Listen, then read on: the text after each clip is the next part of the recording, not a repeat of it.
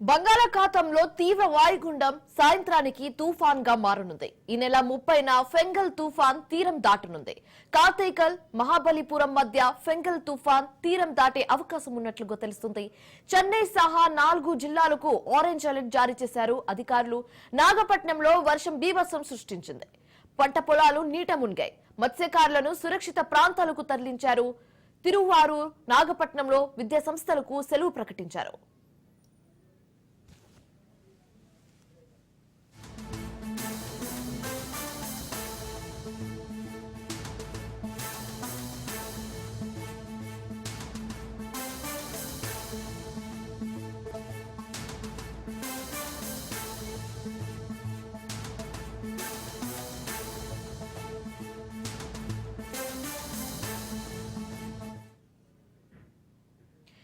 Fungal తుఫాన్ కు సంబంధించి మరింత సమాచారాన్ని మా ప్రతినిధి శ్రీరామ్ అందిస్తారు. బంగాళాఖాతంలో ఏర్పడిన అల్పపీడనం ప్రస్తుతం తీవ్ర వాయుగుండంగా కొనసాగుతోంది. ఇది నాగపట్నానికి 320 కిలోమీటర్ల దూరంలో, పాండిచ్చేరికి 410 కిలోమీటర్ల దూరంలో, అలాగే చెన్నైకి 470 కిలోమీటర్ల దూరంలో కొనసాగుతుంది. ఇది ఈ మధ్యాహ్నానికి తుఫానుగా మారే అవకాశం ఉందని వాతావరణ శాఖ అధికారులు అంచనా వేస్తున్నారు. నిజానికి గత అర్ధరాత్రే ఇది తుఫానుగా మారాల్సి ఉండగా ఇది సముద్రంలో చాలా మెల్లగా గంటకు 8 కిలోమీటర్ల వేగంతో కదులుతూ ఉండటంతో తుఫానుగా మారటానికి ఈ మధ్యాహ్నం వరకు కూడా సమయం పడుతుందని అంచనా వేస్తున్నారు. తుఫానుగా మారిన తర్వాత దీన్ని నామకరణం ఫెంగల్గా చేశారు.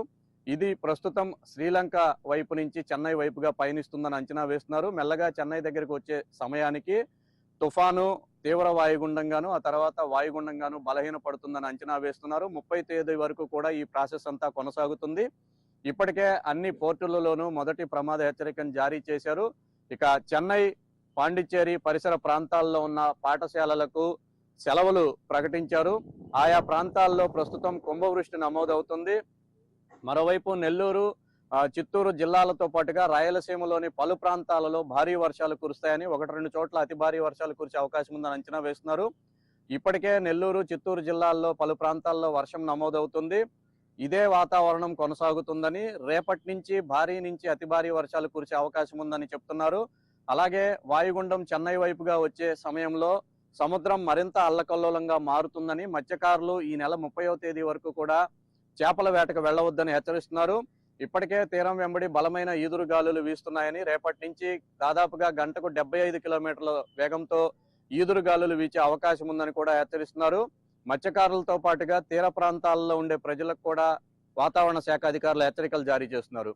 మరోవైపు రాష్ట్ర విపత్తుల నిర్వహణ సంస్థ కూడా రంగంలోకి దిగింది. పూర్తి స్థాయిలో కూడా ఈ తుఫాను కదలికలను అంచనా వేస్తుంది. ఏ ప్రాంతాల్లో ఎక్కువ ప్రభావం ఉంటుందో గమనించి ఆ ప్రాంతాలలో పూర్తి స్థాయిలో కూడా సర్వ సన్నాహాలు చేస్తుంది. ముఖ్యంగా భారీ వర్షం కురిసి ఆగిపోయిన తరువాత తీసుకోవాల్సిన చర్యలపైన కూడా దృష్టి సారించారు. ముఖ్యంగా నెల్లూరు పరిసర ప్రాంతాలలో భారీ నుంచి అతి భారీ వర్షాలు కురిసే అవకాశం ఉంది కాబట్టి ఆయా ప్రాంతాల్లో రెవెన్యూ యంత్రాంగాన్ని కూడా అప్రమత్తం చేశారు. ఇక దక్షిణ కోస్తాలో రైతులకు దీనివల్ల కొంత ఇబ్బంది కలిగే అవకాశం ఉందని వాతావరణ శాఖ అధికారులు మొదటి నుంచి కూడా హెచ్చరిస్తున్నారు. ఈ నేపథ్యంలో పొలంలో పనిచేసే రైతులు అప్రమత్తంగా ఉండాలని సూచిస్తున్నారు. ముఖ్యంగా వరిని కోసిన రైతులు ఆ ధాన్యం తడవకుండా చూసుకోవాలని, అలాగే కోతలు ఇంకా పూర్తి కాని పొలాలను ఈ 2 రోజులు అలాగే వదిలిపెట్టాలని కూడా వాతావరణ శాఖ అధికారులు సూచిస్తున్నారు. ఇక విపత్తుల నిర్వహణ సంస్థ నుంచి పూర్తి స్థాయిలో కూడా బలగాలన్నీ రంగంలోకి దిగాయి. భారీ వర్షాలు కురిసి లోతట్టు ప్రాంతాలు ఏవైనా జలమయమైతే ఆ ప్రాంత ప్రజలను ఆదుకునేందుకు అవసరమైన యంత్ర సామాగ్రిని కూడా సిద్ధం చేసుకున్నారు. ఇప్పటికే కోస్తా తీరం వెంబడి 45 నుంచి 55 కిలోమీటర్ల వేగంతో బలమైన ఈదురు గాలులు వీస్తున్నాయి. రేపు దక్షిణ కోస్తా పైన పూర్తి స్థాయి ప్రభావం ఉంటుంది.